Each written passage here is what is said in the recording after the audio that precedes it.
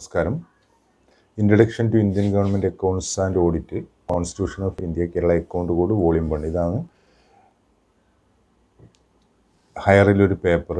അതിൽ constitution of India 25 മുതൽ 31 mark വരെ ചോദിച്ചിട്ടുണ്ട്. ശരാശരി 25 mark. Account code 25 mark. Introduction 50 mark. 2012 July മുതൽ പരീക്ഷയ്ക്ക് വന്ന ഭരണഘടനാ സംബന്ധമായ ചോദ്യങ്ങളുടെ ആർട്ടിക്കിളിലൂടെ കടന്നു പോകുന്നു. അതിൻ്റെ മലയാള വിവർത്തനം കേന്ദ്ര ഗവൺമെൻറ് പ്രസിദ്ധീകരിച്ച മലയാള വിവർത്തനത്തിൻ്റെ PDF ഡിസ്ക്രിപ്ഷൻ ബോക്സിൽ കൊടുത്തിട്ടുണ്ട്. അത് ഡൗൺലോഡ് ചെയ്യുക. സംശയമുള്ള കാര്യങ്ങൾ ആ മലയാളം ട്രാൻസ്ലേഷൻ ഉപയോഗിച്ച് സംശയ ദൂരീകരണം നടത്താം. Part 1, the union and its territory, യൂണിയനും അതിൻ്റെ പ്രദേശങ്ങളും.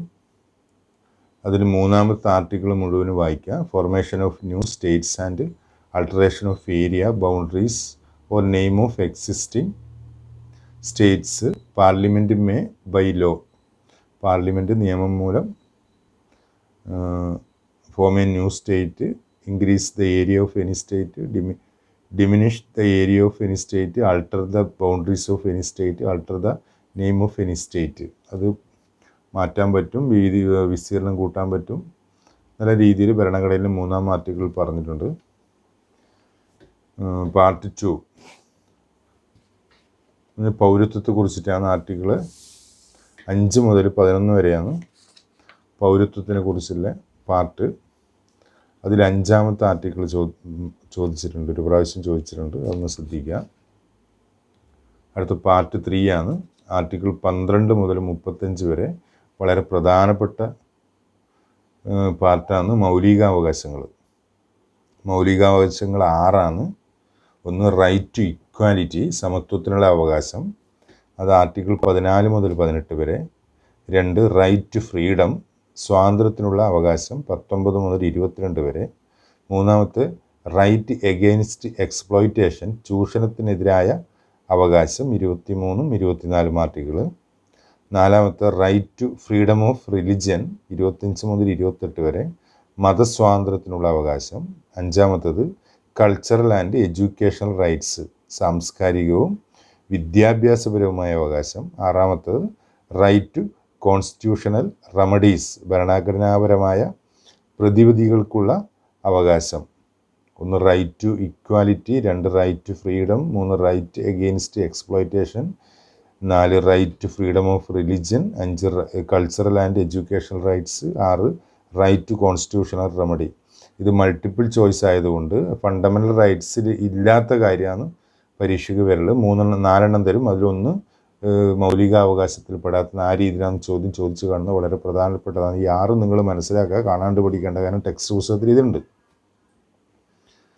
അതിൽ 15ാമത്തെ ആർട്ടിക്കിൾ ഒന്ന് നോക്കുക. Prohibition for discrimination on ground of religion, race, caste, sex or place of birth. 14 ചോദിച്ചിട്ടുണ്ട്. ആർട്ടിക്കിൾ 14 ചോദിച്ചിട്ടുണ്ട്. ഇക്വാലിറ്റി ബിഫോർ ലോ, നിയമത്തിന് മുമ്പാകെയുള്ള സമത്വം. 15ാമത്തത് മതമോ വർഗമോ ജാതിയോ ലിംഗമോ ജന്മസ്ഥലമോ കാരണമായിട്ടുള്ള വിവേചനത്തിൻ്റെ നിരോധനമാണ് 15ാമത്തെ ആർട്ടിക്കിൾ. അത് പരീക്ഷയ്ക്ക് വന്ന് ഒന്ന് നോക്കുക. 16ാമത്തത് equality of opportunity in matters of public employment, പൊതുജീവനം സംബന്ധിച്ച വിഷയങ്ങളിൽ അവസര സമത്വമാണ് 16ാമത്തെ ആർട്ടിക്കിൾ. 17 അബോളിഷൻ ഓഫ് അൺടച്ചബിലിറ്റി ഉണ്ട്, പരീക്ഷയ്ക്ക് ചോദിച്ചാൽ കാണുന്നില്ല. 18 അബോളിഷൻ ഓഫ് ടൈറ്റിൽസ്, സ്ഥാനപ്പേരുകൾ നിർത്തലാക്കൽ. അതിൽ 19 മുതൽ 22 വരെ. ആദ്യം പറഞ്ഞത് 14 മുതൽ 18 വരെ റൈറ്റ് ടു ഇക്വാലിറ്റിനെ കുറിച്ചിട്ടാണ് പറഞ്ഞത്. 2ാമത്തെ മൗലികാവകാശം ഫ്രീഡം, റൈറ്റ് ടു ഫ്രീഡമാണ് 19 മുതൽ 22 വരെ. 19 പരീക്ഷയ്ക്ക് വന്നിട്ടുണ്ട്, അതൊന്ന് വായിക്കാം. 19 protection of certain rights regarding freedom of speech et cetera. അതിൽ 21A വളരെ വളരെ പ്രധാനപ്പെട്ട ഒരുപാട് പ്രാവശ്യം പരീക്ഷയ്ക്ക് വന്നതാണ്. റൈറ്റ് ടു എഡ്യൂക്കേഷൻ, വിദ്യാഭ്യാസത്തിനുള്ള അവകാശമാണ് 21A. അത് പരീക്ഷയ്ക്ക് ഒരുപാട് തവണ വന്ന റൈറ്റ് ടു എഡ്യൂക്കേഷൻ ഏത് ആർട്ടിക്കിളിലാണെന്ന് ചോദിച്ചിട്ടുണ്ട്. ഭരണഘടനയിലെ ഏത് ആർട്ടിക്കിളാണെന്ന് ചോദിച്ചിട്ടുണ്ട്. 21A. 22 protection against arrest and detention in certain cases. ചില സംഗതികളിൽ അറസ്റ്റിനും തടങ്കലിനും എതിരായി സംരക്ഷണം ആണ് 22. അതിൽ രണ്ടാമത്തെ 22 ക്ലോസ് 2 പരീക്ഷയ്ക്ക് വന്നിട്ടുണ്ട്. അതൊന്ന് വായിക്കുക. അത് 24 hours എന്ന് കൊടുത്തിട്ടുണ്ട്. അതും ഒന്ന് നോട്ട് ചെയ്യുക. മൗലികാവകാശത്തിൽ മൂന്നാമത്തത് റൈറ്റ് എഗെയിൻസ്റ്റ് എക്സ്പ്ലോയിറ്റേഷൻ 23, 24 ചൂഷണത്തിനെതിരെയുള്ള അവകാശം. അതിൽ 24 ഒരുപാട് തവണ ചോദിച്ചിട്ടുണ്ട്. Prohibition of employment of children in factories et cetera. 14 വയസ്സിന് താഴെയുള്ള ബാലവേലാതിരോധനം. 14 വയസ്സിന് താഴെയുള്ള കുട്ടികളുടെ ഫാക്ടറിയിലും മറ്റും ജോലി ചെയ്യിക്കരുത് എന്നുള്ള ഭരണഘടനാ ആർട്ടിക്കിളാണ് 24. അടുത്ത right to freedom of religion, 4ാമത്തെ മൗലികാവകാശം, മതസ്വാതന്ത്ര്യത്തിനുള്ള അവകാശം. അതിൽ 25 ആ എക്സ്പ്ലനേഷൻ ഒന്ന് നോക്കാം. അടുത്ത 26 freedom to manage religious affairs, മതപരമായ കാര്യങ്ങളുടെ നടത്തിപ്പിനുള്ള സ്വാതന്ത്ര്യമാണ് ആർട്ടിക്കിൾ 27. അത് പരീക്ഷയ്ക്ക് വന്നതാണ്. 4 പിന്നെ ക്ലോസ് ഉണ്ട്, A, B, C, D. അതൊന്നും നോക്കാം. പരീക്ഷയ്ക്ക് മൾട്ടിപ്പിൾ ആകുമ്പോൾ ഈ ക്ലോസിലൊന്ന് ഒഴിവാക്കിയിട്ട് പരീക്ഷയ്ക്ക് ചോദിക്കും. അടുത്തത് 5ാമത്തത് കൾച്ചറൽ ആൻഡ് എഡ്യൂക്കേഷണൽ റൈറ്റ്സ് 29 മുതൽ 31D വരെ സാംസ്കാരികവും വിദ്യാഭ്യാസപരവുമായ അവകാശങ്ങൾ. അത് 29 protection of interest on minorities, ന്യൂനപക്ഷ സംരക്ഷണങ്ങളുടെ താല്പര്യങ്ങളുടെ സംരക്ഷണമാണ് 29ാമത്തെ ആർട്ടിക്കിൾ.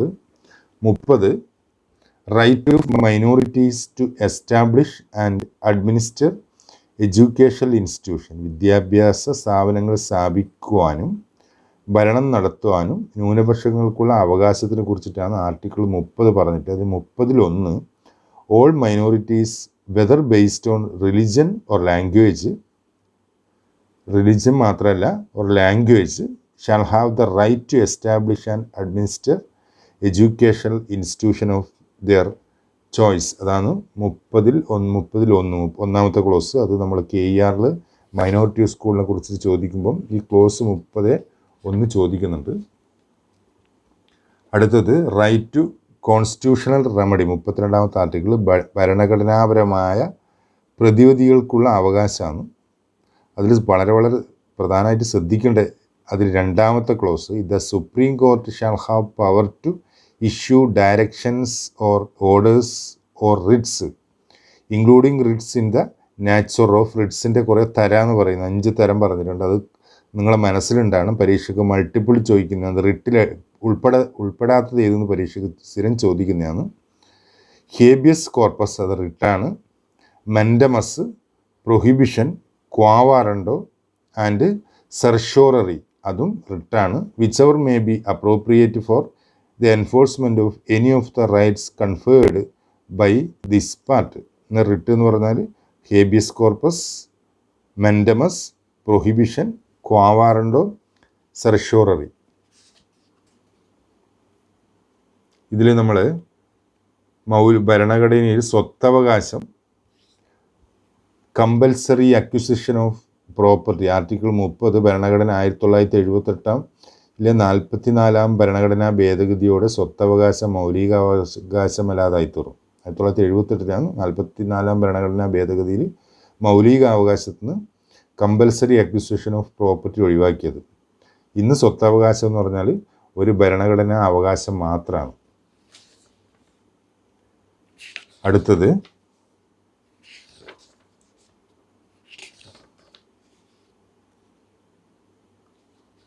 എന്നാൽ ഇത് വളരെ പ്രധാനപ്പെട്ടതാണ്. ഇത് ഒന്ന് പഠിക്കുക ഈ പാഠത്തിൽ. അടുത്തത് വളരെ പ്രധാനപ്പെട്ടൊരു പാർട്ടാണ്.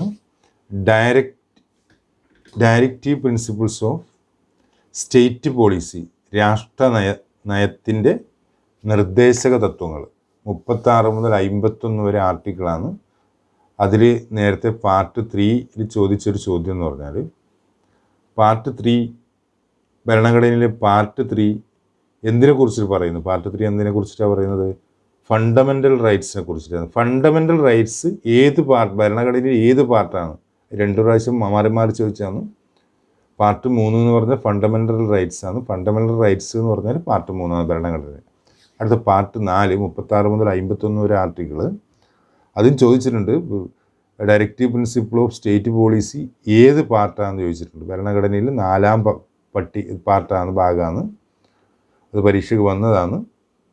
അതിൽ 37-ാമത്തെ application of the principles contain in this part, ഈ ഭാഗത്തിൽ അടങ്ങിയിരിക്കുന്ന തത്വങ്ങളുടെ പ്രയോഗം ഒരു പ്രാവശ്യം പരീക്ഷയ്ക്ക് വന്നതാണ്.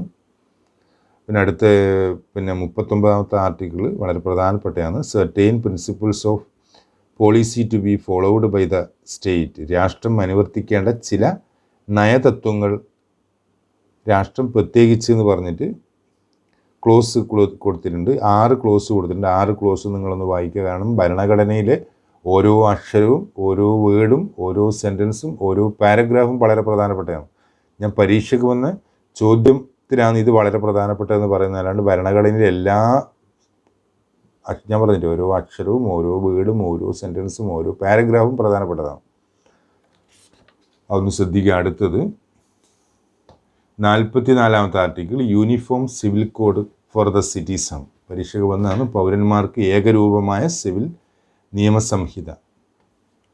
അടുത്ത 49-ാമത്തത് protection of monuments and places and object of national importance, ദേശീയ പ്രാധാന്യമുള്ള സ്മാരകങ്ങളുടെയും വസ്തുക്കളുടെയും സംരക്ഷണം. അത് പരീക്ഷയ്ക്ക് ഒരു പ്രാവശ്യം വന്നതാണ്. അടുത്തത് പാർട്ട് 4 ഭരണഘടനയിലെ 42-ാം അമെൻഡ്മെൻറ്റ് പ്രകാരം കൂട്ടിച്ചേർത്തതാണ്. ഭരണഘടനയിലെ 42-ാം അമെൻഡ്മെൻറ്റ് പ്രകാരം കൂട്ടിച്ചേർത്തതാണ് ഫണ്ടമെൻ്റൽ ഡ്യൂട്ടി. ശ്രദ്ധിക്കണം, ഫണ്ടമെൻ്റൽ റൈറ്റ്സ് മൗലികാവകാശങ്ങൾ, ഇത് മൗലിക കർത്തവ്യങ്ങളാണ്. ഫണ്ടമെൻ്റൽ ഡ്യൂട്ടീസ് അത് പരീക്ഷയ്ക്ക് ഒരു പ്രാവശ്യം വന്നതാണ്. ഫണ്ടമെൻ്റൽ റൈറ്റ്സ് ഏത് പാർട്ടാണ്? ഫണ്ടമെൻ്റൽ റൈറ്റ്സ് മൗലിക കർത്തവ്യങ്ങൾ 11 ഉണ്ട്. അതും ഒരു പ്രാവശ്യം പരീക്ഷയ്ക്ക് വന്നതാണ്. എത്ര ഫണ്ടമെൻ്റൽ ഡ്യൂട്ടീസ് എത്ര എണ്ണം ഉണ്ടെന്നില്ല. ABCD തുടങ്ങി K വരെയുണ്ട് ഫണ്ടമെൻ്റൽ ഡ്യൂട്ടീസ്. 1ഉം 2ഉം ഒരുപാട് തവണ ചോദിച്ചതാണ്. പിന്നെ F to value and preserve the rich heritage of our composite culture, to safeguard. അടുത്ത I to safeguard public property and to abjure violence. Abjure എന്ന് പറഞ്ഞാൽ വർജിക്കുക, വയലൻസ് ഹിംസ വർജിക്കുക. അത് വളരെ ഏകദേശം ഈ 1 മുതൽ 4 വരെയിലെ പാർട്ടിൽ നിന്ന് 3-4 മാർക്കിന് പരീക്ഷയ്ക്ക് വരുന്നതാണ്. വളരെ എളുപ്പമാണ്. കാരണം നിങ്ങൾ ഇതിൻ്റെ കണ്ടൻറ്റ് പേജ് നോക്കിക്കഴിഞ്ഞാൽ ഭരണഘടന മുമ്പിൽ the constitution of India contents preamble ഉണ്ട്. Part 1 the union and it territory, അതിൻ്റെ ആർട്ടിക്കിൾ ഒന്ന് വായിക്കുക, വെറുതെ ഒന്ന് വായിക്കുക. പരീക്ഷയ്ക്ക് വന്നാൽ നിങ്ങൾക്ക് ഇത് നോക്കി എളുപ്പത്തിൽ കിട്ടും.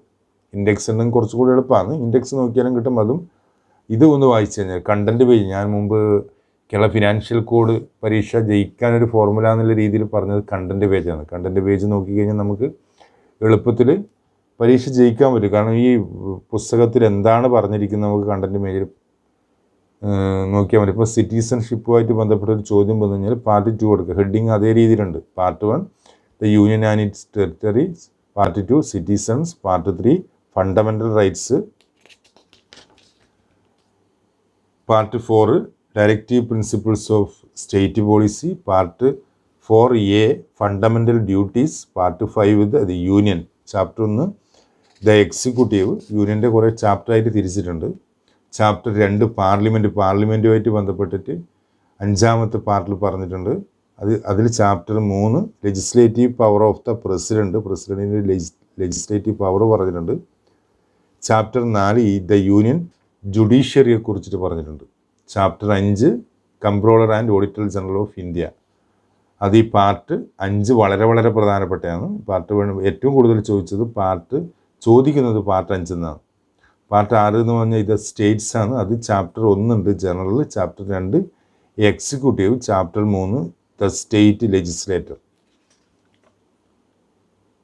Chapter 4 legislative power of the governor, chapter 5 high court in the state, chapter 6 subordinate course, chapter 7 omit ചെയ്തിട്ടുണ്ട്, ഒഴിവാക്കിയിട്ടുണ്ട്, chapter 8 the union territories, sorry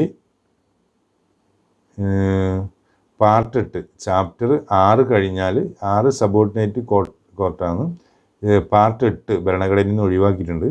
part 7 ഒഴിവാക്കിയത്. പാർട്ട് 8 എന്ന് പറഞ്ഞാൽ ഇത് union territories.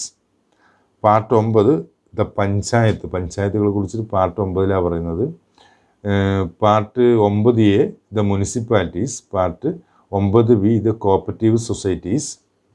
Part 10 the scheduled and tribal areas. Part 11 relations between the union and the states. അതിൽ chapter 1 ഉണ്ട് legislative relations. Chapter 2 administrative relations. അടുത്ത part 12 finance, property, contract and suits. അതിലും chapter ഉണ്ട്. Chapter 1 finance ഉണ്ട്. Chapter 2 borrowing ഉണ്ട്. Chapter 3 property, contract, right, liabilities, obligation and suits. Chapter 4 right to property. അടുത്ത part 13 trade, commerce and intercourse within the territory of India. Part 14 service under the union and the states. അതിൽ chapter ഉണ്ട്. Chapter 1 service. Chapter 2 public service commission. അടുത്ത part 14A ട്രൈബൽസിനെ കുറിച്ചിട്ടാണ്. Part 15 ഇലക്ഷനെ കുറിച്ചിട്ടാണ്. Part 16 special provision relating to certain classes. Part 17 official language. അതിലും chapter ഉണ്ട്. Chapter 1 language of the union. Chapter 2 regional language. Chapter 3 language of the supreme court, high court etcetera. Chapter 4 special directives. Part 18 emergency പ്രൊവിഷനെ കുറിച്ചിട്ടാണ് part 18 പറയുന്നത്. Part 19 miscellaneous പലവക. Part 20 amendment of the constitution. അത് ഒറ്റ ആർട്ടിക്കിളായാലും 368. Part 21 temporary transitional and special provisions. Part 22 പാർട്ടാണ് ഭരണഘടനയ്ക്കില്ല. അവസാനത്തെ part short title commencement authoritative text in Hindi and repeals ആണ്. അന്നേരം 395 ആർട്ടിക്കിൾ. ഞാൻ ഈ ഹെഡിങ്ങും ചാപ്റ്ററും വായിക്കാൻ കാരണം ഇത് നിങ്ങൾ കേട്ട് കഴിഞ്ഞാൽ നിങ്ങളെ മനസ്സിൽ വരും, ഇന്ന് ഭരണഘടനയിൽ ഇത്രാമത്തെ ചാപ്റ്ററിലാണെന്നുള്ളത്. ആ ചാപ്റ്റർ അല്ലെങ്കിൽ ആ പാർട്ട് നോക്കിക്കഴിഞ്ഞാൽ നിങ്ങൾക്ക് ചോദിച്ച പ്രധാന വാക്ക് നോക്കിക്കഴിഞ്ഞാൽ നിങ്ങൾക്ക് കണ്ടൻറ്റ് പേജ് നോക്കിക്കഴിഞ്ഞാൽ ഭരണഘടനയിലെ മുഴുവൻ ചോദ്യങ്ങൾക്ക് നിങ്ങൾക്ക് ഉത്തരം കണ്ടെത്താൻ പറ്റും. അടുത്ത ക്ലാസ്സിൽ പാർട്ട് 5 കുറിച്ചിട്ട് പറയാം. ഈ ഭരണഘടനയിൽ ഏറ്റവും കൂടുതൽ പരീക്ഷയ്ക്ക് വരുന്നത് പാർട്ട് 5 കുറിച്ചിട്ടാണ്. ഓക്കെ, ഏകദേശം നിങ്ങൾ ഭരണഘടനയിലെ ചോദ്യത്തിൻ്റെ ഒരു രീതി നിങ്ങൾക്ക് മനസ്സിലായില്ലേ? 2-3 പ്രാവശ്യം ഇത് കണ്ടൻറ്റ് പേജ് വായിക്കുക. നിങ്ങളുടെ മനസ്സിലത് ആദ്യം കണ്ടൻറ്റ് പേജ് വായിച്ചെന്ന് ഉറപ്പിക്കുക. അതിനുശേഷം ചോദ്യം നോക്കിക്കഴിഞ്ഞാൽ എളുപ്പത്തിൽ നിങ്ങൾക്ക് മനസ്സിലാവും. ടെക്സ്റ്റ് പുസ്തകം നോക്കിക്കഴിഞ്ഞാൽ ഭരണഘടന നോക്കിക്കഴിഞ്ഞാൽ നിങ്ങൾക്ക് ഉത്തരം കണ്ടെത്താൻ പറ്റും. Okay, all the best.